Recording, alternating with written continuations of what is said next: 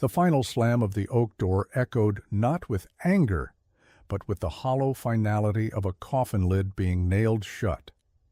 Elspeth stood on the porch of the home she had shared with her husband Thomas for 47 years.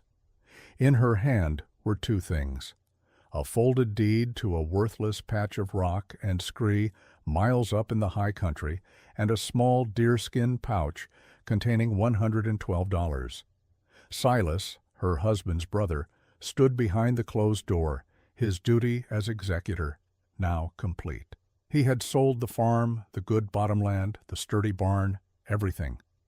The law, he had explained with a regret that did not touch his eyes, was the law. She was 68 years old. The joints in her hands ached in the morning chill, and her back was a map of old labors. The community of Providence Creek watched her from a distance. They saw a relic, a widow left with the scraps of a life. Her only other asset, a flock of 20 hardy sheep Thomas had bred for their thick, oily wool, were considered more a burden than a blessing. Silas had let her keep them because driving them to market was too much trouble. They milled in the paddock, their placid chewing a stark contrast to the turmoil in her heart. Mr. Gable, the owner of the town mercantile, approached her, his face a mask of practiced pity.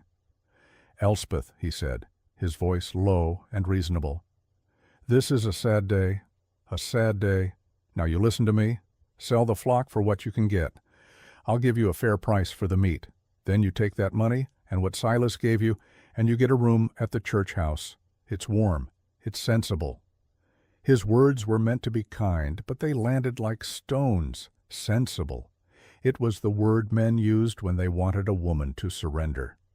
Elspeth looked at his soft hands, then down at her own, which were cracked and calloused from a lifetime of work. She had pulled lambs in the dead of winter, mended fences in freezing rain, and rendered tallow until her skin was chapped raw. She had never been sensible. She had been strong. She looked past him toward the jagged blue line of the mountains. Folly Hill, Thomas had called the plot of land, bought on a whim for the view. A place for goats and madmen, the town had joked. "I'll need a good axe," she said, her voice quiet, but firm as bedrock, "and 2 50-pound sacks of flour, 1 of salt, and all the nails you'll sell me." Gable blinked. "Now, Elspeth, what are you going to do with all that?" "I am going to my property," she answered. She turned her back on the home that was no longer hers, on the town that saw her as a charity case, and walked toward the paddock. The townspeople watched in silence as the old woman, followed by her husband's gray-muzzled dog, Buster, opened the gate.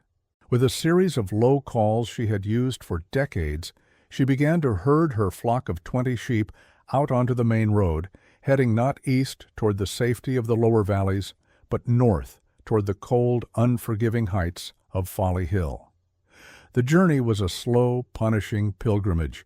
Each step took them higher, away from the soft, forgiving loam of the valley, and into the hard country of stone and wind. The road dwindled to a track, then to a mere suggestion of a path snaking through pinon and juniper. Elspeth's 68 years weighed on her with every incline.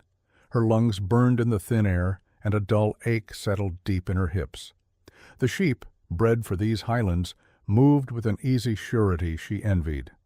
Buster trotted faithfully at her side, his panting breath a steady rhythm against the rising moan of the wind. She carried what she could. The new axe was a heavy, awkward burden. The tools from Thomas's workshop, a saw, a hammer, a spade, an old block, and tackle, were wrapped in canvas and slung over her shoulder. The weight of it all was a constant, grinding reminder of her solitude. Thomas would have carried this load without a thought, his long legs eating up the miles. The memory of him was a sharp pang, a hollowness that the wind seemed to find and fill with cold. After 2 days of relentless walking, she reached the boundary marker, a pile of stones Thomas had erected years ago. The land before her was exactly as she remembered, only worse. It was a desolate slope, a jumble of granite boulders and stunted, wind-scoured trees. The grass was thin and pale.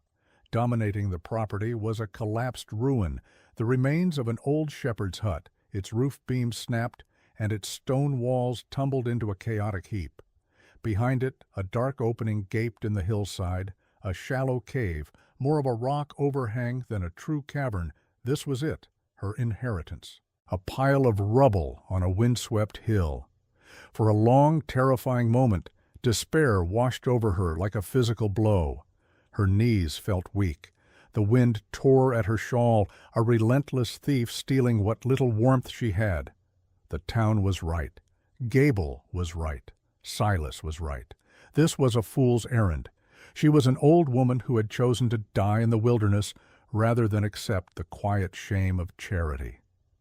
Tears welled in her eyes, hot and stinging in the cold air. She sank onto a rock, the full weight of her loss, her age, and her impossible situation crashing down upon her. Buster whined softly and pushed his wet nose into her hand. She sat there for a long time, watching the clouds scud across the vast, indifferent sky.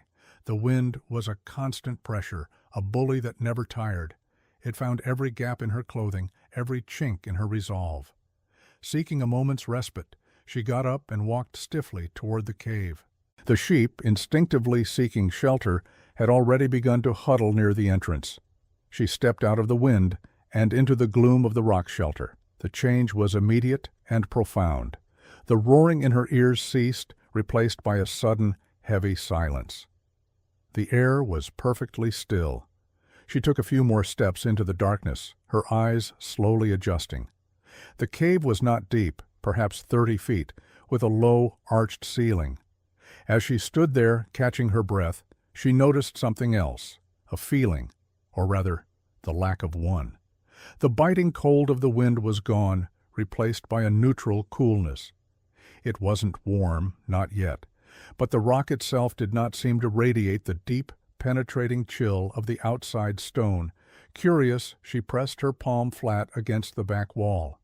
The stone was cool, but it was a living cool, not the dead, ice-like cold of the boulders outside. There was a strange energy to it, a subtle vibration that hinted at a deep, slow warmth far below. Geothermal. The word surfaced from a memory of Thomas reading from a geology book by the fire, heat from the earth itself. Then she heard it, a sound so faint it was almost imperceptible. Drip, drip, drip. A slow, metronomic beat in the darkness. She followed the sound to a fissure in the back corner of the cave. A single bead of water would form, tremble, and fall into a small, perfectly clear pool on the stone floor. She knelt and dipped a finger in. It was shockingly cold, but it was clean, and it was constant, still air, water, and a deep, abiding warmth held within the rock. This wasn't a worthless hole in the ground. This was a foundation. This was a gift. The despair that had crippled her just moments before receded, replaced by a grim, powerful resolve. The town had seen a ruin. She saw an anchor. They saw folly. She saw a fortress. Her work began not with a grand plan, but with the simple, brutal act of lifting one stone and placing it on another. At 68, her body screamed in protest. Every morning she woke to a chorus of aching joints and screaming muscles. Her hands, softened by years of keeping house, were soon a raw mess of blisters that broke, bled, and hardened into thick, clumsy calluses. She did not try to build a cabin. She knew her limitations. She was not a carpenter, and there were few straight, tall trees on this windswept slope. She was a stonemason by necessity, a woman who understood balance and patience. Her goal was to rebuild the collapsed shepherd's hut, not as a home, but as a shell, an antechamber, a great windbreak for the true shelter of the cave. For weeks she worked from dawn until dusk, a slow, methodical engine of labor. She cleared the rubble, sorting the stones by size. The largest, some weighing more than she did, were moved with Thomas's block and tackle, a system of ropes and pulleys she rigged to a sturdy, low-hanging branch of a gnarled pine. It was agonizingly slow work. A single foundation stone could take half a day to lever and winch into place. The sound of her grunts and the scrape of stone on stone were the only sounds besides the wind. She made mortar from the clay soil she found near the spring, mixing it with dry grass and water. It was a primitive, messy business. She plastered it between the stones with her bare hands, feeling the grit and cold seep into her skin. Slowly, painstakingly, the walls began to rise again. They were not pretty. They were thick, uneven, and solid as the mountain itself. This was only the first layer. Her true innovation, the idea that had come to her in the deep cold of that first night, was far more ambitious. She built a second inner wall, leaving a gap of nearly 2 feet between the exterior and interior stones. This was the space for her secret weapon. As the walls grew, she turned her attention to her flock. The sheep were not just a source of future food. They were a living factory of insulation. One by one, she cornered them in a makeshift pen and sheared them with Thomas's old blades. The raw wool was heavy, greasy with lanolin, and pungent. It was exactly what she needed. She took the thick fleeces and began to pack them, tightly and densely, into the cavity between her 2 stone walls. She stuffed and tamped, filling every crevice until the walls were not just stone, but a solid block of wool and rock, a thermal barrier of incredible efficiency. While the hut took shape, she worked on the other systems of her survival. Inside the cave, she meticulously enlarged the small pool of water. She used her spade to chip away at the stone floor, creating a shallow basin about 5 feet across. She lined it with the smoothest, flattest stone she could find, creating a small, clean cistern that held a constant supply of fresh water, protected from the elements and insulated by the earth from any freeze. For her animals, she didn't build a separate barn. She excavated into the hillside beside the hut, using the natural slope of the land. She built a 3-sided stone lean-to, roofing it with thick logs and layers of sod. Crucially, she left a small, door-sized opening connecting the sheepfold directly to the back of the main cave. The animal's body heat would not be lost to the wind. It would filter into the cave system, adding its warmth to the geothermal heat of the rock. Her shelter was becoming a single, interconnected living organism. Food was the next challenge. She knew she couldn't grow anything outside once the deep winter hit, so she brought the garden inside. Over many days, she hauled buckets of the richer soil from a sheltered meadow lower down the mountain. It was back-breaking work that left her gasping for breath. Inside the cave, near the entrance where a sliver of daylight could reach, she built raised beds from flat stones and filled them with the precious soil. She mixed in manure from the sheep, creating a rich, dark loam. There, in the subterranean twilight, she planted hardy kale, turnips, and potatoes, crops that could thrive in the cool, stable temperature of the cave. One day in late autumn, with the first hint of snow in the air, she knew she had to return to Providence Creek. She needed a few things she could not make: glass, more salt, and sacks of oats to supplement the sheep's winter forage. She penned most of the flock in their new shelter and led 3 older ewes down the mountain. Her arrival in town caused a stir. People stopped and stared at the wild-looking old woman, her face tanned and lined by the wind, her clothes smudged with clay. She walked into Gable's Mercantile, the bell above the door announcing her presence.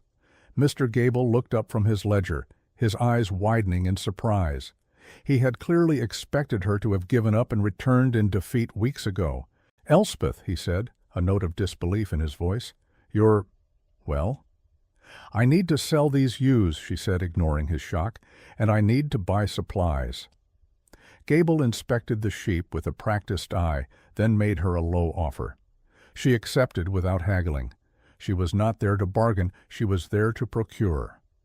As he measured out the salt and flour, the whispers started. Men loafing by the stove exchanged smirks. A pair of women pretended to inspect bolts of cloth, their eyes darting toward her. They were all thinking the same thing. The crazy old woman was stocking up for a winter she couldn't possibly survive. They had a name for her now. She heard it in a stage whisper from a young lout leaning against the counter. The Woolwich of Folly Hill. She paid for her goods, including a small, thick pane of glass that cost her nearly a third of her money. She loaded her supplies onto a makeshift sledge she had built, and without another word to anyone, turned and began the long haul back up the mountain. She didn't look back. She didn't need their approval. She had her walls, her water, and her will. Let them whisper. Winter was coming. Her only companions in the vast, empty landscape were Buster, whose aging loyalty was a constant, silent comfort, and her lead ewe, an old matriarch named Belle. Belle was a creature of unusual intelligence, her yellow eyes seeming to watch and understand. In the profound solitude, Elspeth found herself talking to them, her voice a low murmur against the ever-present wind. They were her family now, the silent witnesses to her impossible task. The bond between them, forged in shared hardship and isolation, was the only warmth she had that did not come from stone or fire. As autumn bled into winter, the mockery from the town faded into a distant memory, replaced by the pressing reality of survival. The name they had given her, the Woolwich, became a private irony. They meant it as an insult, a suggestion of madness and strange rituals, but in a way it was true. She was performing a kind of magic, weaving a shelter not from spells, but from stone, wool, and relentless effort. Silas came to visit once. He rode his fine horse up the track, his face a mixture of curiosity and condescension. He stayed on his horse, looking down at the rough, sod-roofed structure she had built. From the outside it looked primitive, a brutish heap of rock and mud. He saw the thick, unmortared stone walls and the small, deeply recessed window, and he laughed. "Still playing with mud and rocks, Elspeth?" he called out, his voice carrying on the wind. "A commendable effort, I suppose, but that thing will be a tomb of ice come January. You should have taken my offer. The church house is still there." Elspeth was cleaning a cookpot by the door. She simply looked at him, her expression unreadable, and said nothing. She did not invite him in. She did not show him the packed wool, the deep cave, the cistern of clear water, or the green shoots of kale pushing up from the earth in the darkness. His ignorance was a shield for her. Let him believe she was a fool. His certainty was her privacy. He eventually grew tired of the one-sided conversation, shook his head with a pitying smirk, and rode away. She watched him go, then turned and went back inside, closing the thick, heavy door she had fashioned from pine slabs. The deep winter arrived like an invading army. The sky turned a permanent bruised gray. The wind, once a mere bully, became a shrieking predator. Snow began to fall, not in gentle flakes, but in blinding horizontal sheets. The world outside her shelter disappeared, erased by a swirling vortex of white. Her world shrank to the dimensions of her creation, the stone hut, the warm cave, the sheltered sheepfold. Her days fell into a simple, powerful rhythm, a liturgy of survival. She would wake in the deep, silent warmth of the cave where she had made her bed. The first task was always the fire. She had built a small, efficient fireplace in the hut section, its chimney a clever construction of flat stones that snaked up through the wool-packed wall. A small fire was all she needed for cooking and to take the edge off the chill in the antechamber. The cave itself remained at a constant, cool but not cold, temperature from the earth's own heat. She would check her water supply, the still, dark mirror of her cistern. Then she would unbar the passage to the sheepfold. The warm animal scent of the flock would greet her. She would check each one, her hands running over their thick coats, and milk the 2 ewes who were still giving. The warm, frothy milk, drunk from a tin cup, was a luxury beyond measure. Her garden required tending. By the light of a single tallow lamp, she would water the kale and turnips, her fingers tracing the miracle of their green life in the dead of winter.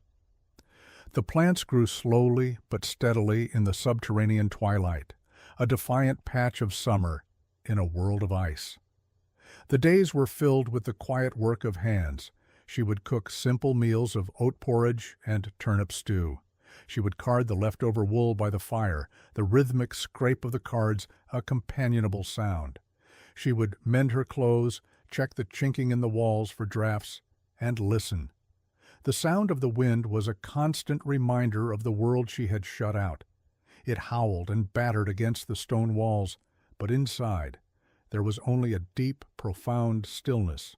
The wool-packed walls did not just hold in the heat, they absorbed the sound, creating a pocket of silence in the heart of the storm. Before the great storm, a smaller test came. A pack of wolves, lean and desperate with hunger, descended from the high peaks. She heard their howls one night, closer than ever before. Buster, sleeping at the foot of her bed, raised his head and let out a low, rumbling growl. She went to the small, thick window and peered out. In the moonlight reflecting off the snow, she saw their dark shapes circling the hut, their eyes glowing like embers. They smelled the sheep. They clawed at the stone walls and threw themselves against the heavy door, but it was like attacking the mountain itself. The structure did not yield. Buster's barks, muffled and strange from within the insulated walls, confused and unnerved them. After an hour of fruitless assault, they gave up and melted back into the storm. She stood at the window long after they were gone, her heart pounding. Her systems had held. She was not just surviving, she was secure. The blizzard that would be known for a generation as the hard freeze of '83 did not arrive with the fury of a normal storm. It crept in. First, the temperature dropped, a steady, relentless descent into a cold so profound it felt like a physical presence. The air grew sharp and thin, hurting to breathe. Then the wind rose, a low moan that built over a day into a constant high-pitched scream.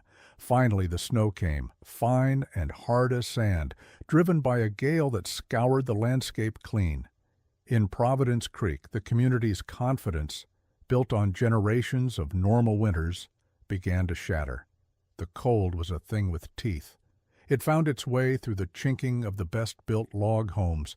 It crept under doors and through window frames. The nails in the clapboard churches groaned and popped, sounding like pistol shots in the night. The town's preparations were a mockery against such an onslaught.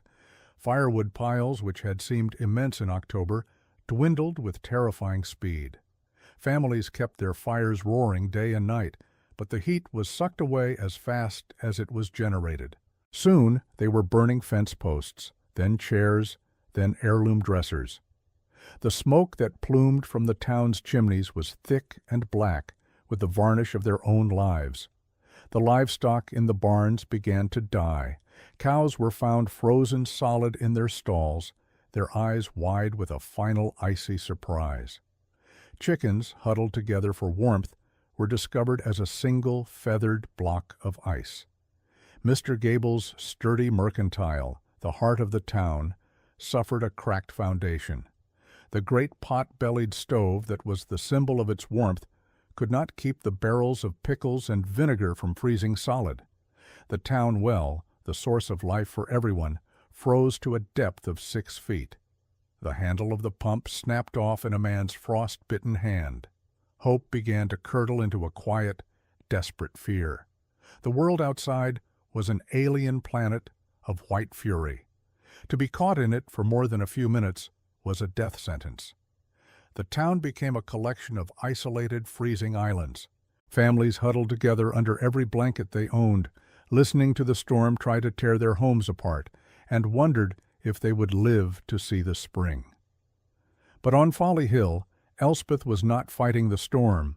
She was simply outside its reach. Inside her shelter, a quiet, orderly world continued its gentle rhythm. The geothermal heat from the deep rock kept the cave at a steady temperature, a baseline of warmth that no wind could touch. Her wool-packed walls, now covered in a thick, insulating blanket of snow, held that warmth with astonishing efficiency. The small fire in her hut was for light and cooking. The life-sustaining heat came from the earth itself. The wind screamed against the outer stones, a frantic, powerless rage. But inside, the silence was so complete it was almost liquid. She could hear the soft chewing of the sheep in their fold, the quiet drip of water into her cistern, the gentle hiss of the tallow lamp. The contrast was staggering. Outside, chaos and death. Inside, warmth and peace. She was not besieged. She was becalmed in the eye of the hurricane. She ate her simple meals, tended her subterranean garden, and carded her wool. She was utterly alone, yet she felt no fear. She had built her world to withstand this very moment, and her world was holding. The storm raged for 12 days without pause. On the 13th day, the wind lessened its scream to a vicious howl, but the cold remained, a deep and bitter presence. It was on that day that Buster began to bark. It was not his usual growl at a shadow or a scent on the wind. It was a frantic, insistent alarm. Elspeth went to the door, pressing her ear against the thick wood. Over the wind, she heard a faint, rhythmic thumping. Someone was out there. She pulled back the heavy bars and cracked the door open. The wind tore at it, trying to rip it from her grasp. A figure, more a mound of snow than a person, was collapsed on her doorstep. It was this person's flailing hand that had been making the sound.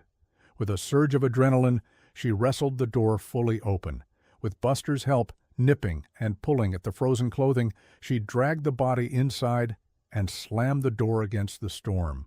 She rolled the figure over. It was a young man, his face a mask of ice and frostbite, his lips blue.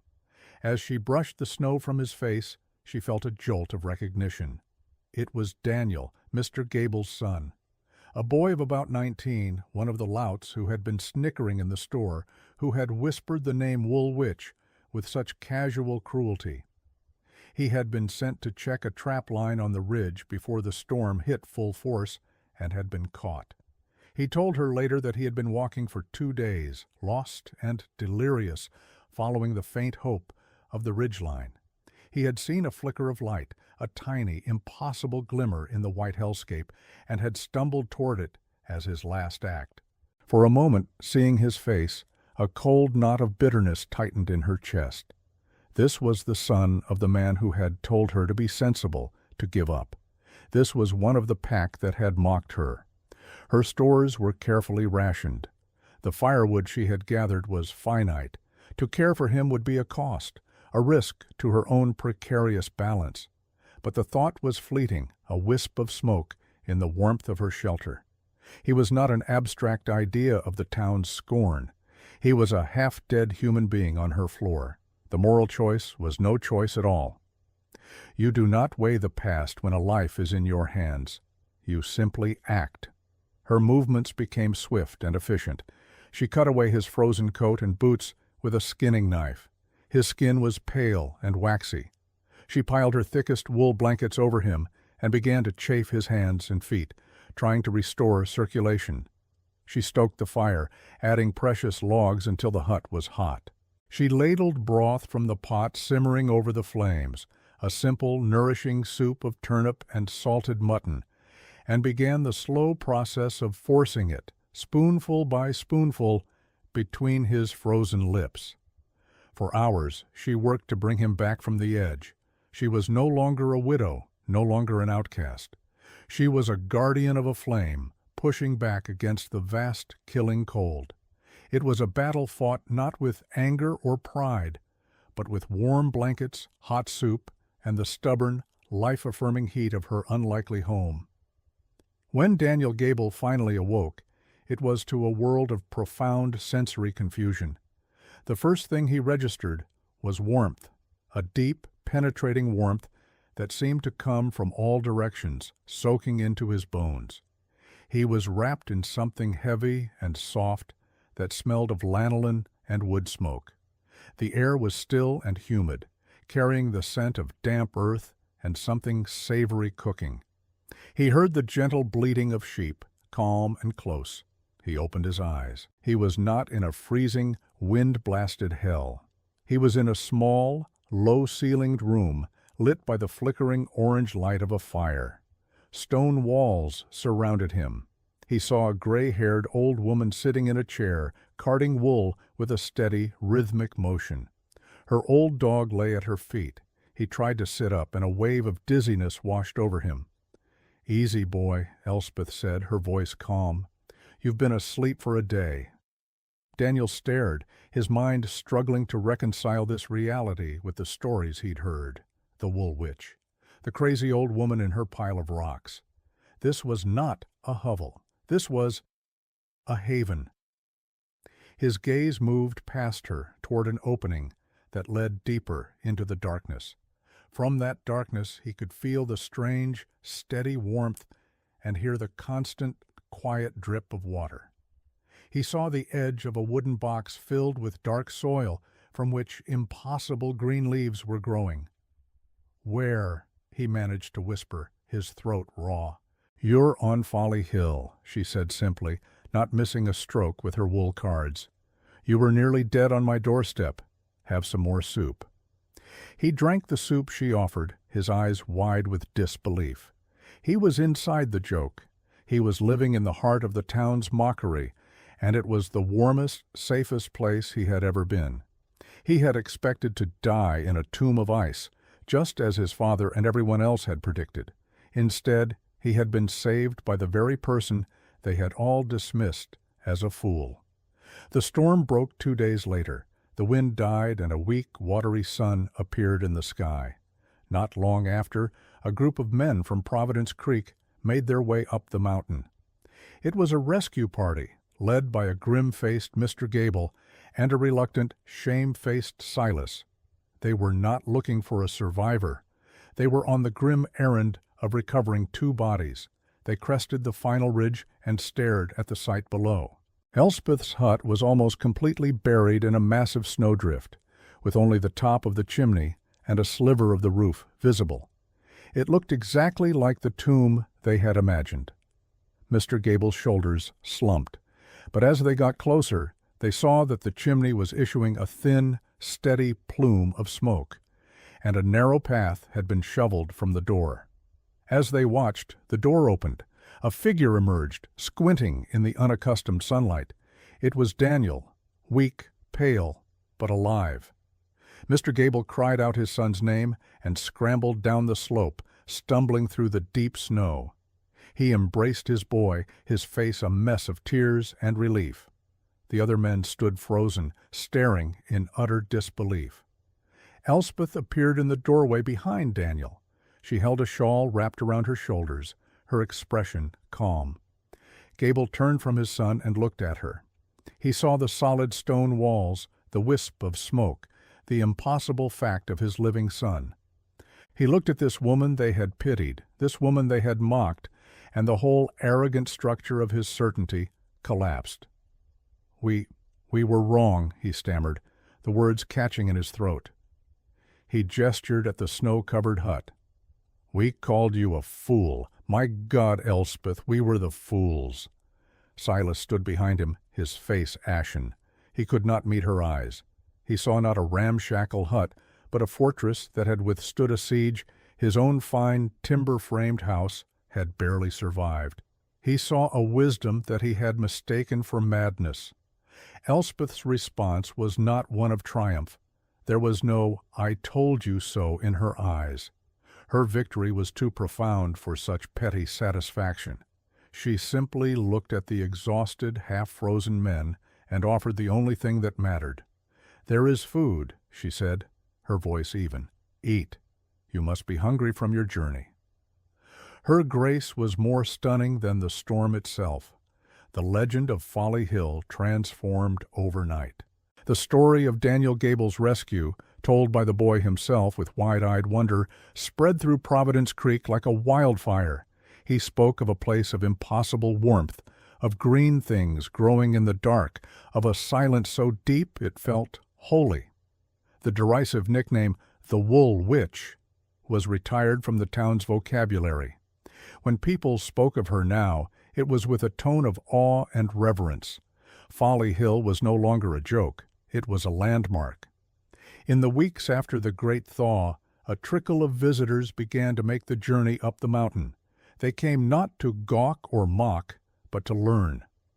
A young farmer, having lost half his flock, came to ask how her sheep had survived. Elspeth showed him the sheltered fold connected to the warm cave and explained the simple logic of conserving body heat. The town blacksmith, whose chimney had cracked in the freeze, came to study her fireplace, marveling at its small, efficient design. Women came to see her cave garden, taking notes on how she had built the beds and enriched the soil. She answered their questions patiently, sharing her knowledge as freely as she had once shared her soup. Her wisdom was not complex. It was grounded in observation, necessity, and a deep respect for the forces of nature. Silas sent a letter by way of a hired boy. It was a stilted, awkward apology filled with justifications, but ending with a clear admission of his error. Tucked inside was a deed, returning to her the 10 best acres of the old family farm. Elspeth read the letter, folded it neatly, and placed it in the fire. She sent the boy back with the deed and a simple, verbal message.